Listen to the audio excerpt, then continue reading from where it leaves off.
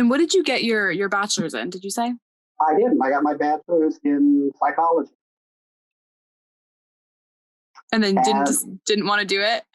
I toyed with the idea of getting a PhD because I thought I wanted to be not a researcher, but a clinician. And I just, I liked psychology. I love the study of psychology. And I actually tell people I use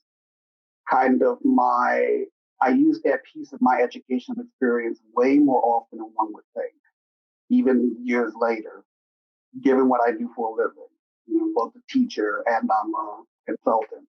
And how people behave and do what they do and motivation and whatnot fascinates me. So I'm very interested in sort of how that dynamic plays itself out in organizations. And so I use a lot of the theoretical pieces I got from being a psych major, quite a bit in my business world life, which makes sense. Yeah, absolutely.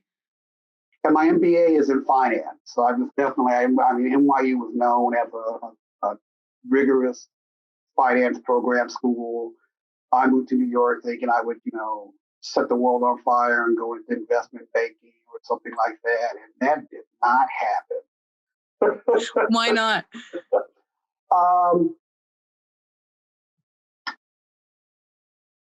It wasn't me. It wasn't me. I realized that it was important to be true and step into your own and step into the shoes that I was supposed to wear.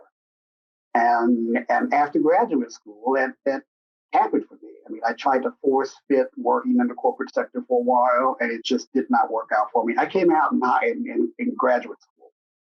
So that was the fundamental change. I moved to New York, I came out, and that's when I realized that it's the walking in your own shoes and living your own life and being true to that takes precedent over everything else. And so I shifted professionally. I walked away from the corporate world. I gravitated more toward nonprofit work, in particular HIV and AIDS work. So I was, here in New York in the mid 80s when the epidemic was really taking off. And I was, a newly minted MBA who didn't want to do MBA kind of work in the corporate setting, and felt like I really wanted to bring all of me to my professional life. So all the pieces of my experience and all the pieces of my identity, Black, gay, Southern, artistic, brainy, funny, all of these things that make me who I am. I needed to be in environments that really supported that and gave me a chance to grow. I've been telling people between my consulting practice and my teaching, which I love being in the classroom. It makes my heart sing. I feel like the best is yet to come for me. It's kind of cliche, but it's really true. I feel like between the experiences I've had, the life I've lived, the people I've loved, the people who've loved me, which has been extraordinary. I feel like at the ripe old age of 60, all these things are coming together in a way that's just magnificent and magical. So I feel like that I'm at a place in this journey where, it's good to exhale and take stock and go, yeah, you've done all right, Odell. You've done all right. And there's still more left in the tank. I'm not done yet. I'm happy to hear that for you. Yeah. It's a good thing. Where are you teaching currently? I am a lecturer at Columbia and at NYU.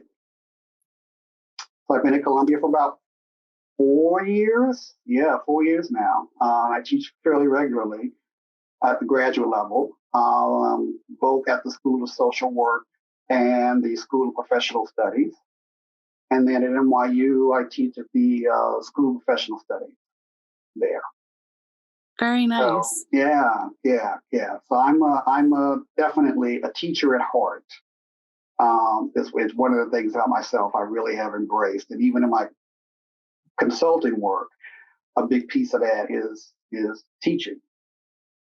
Showing people, helping people to gather insight, thinking through, problem solving, and hopefully doing it with grace and humor and a good sensibility. Which is not always easy, but important. Absolutely. But important.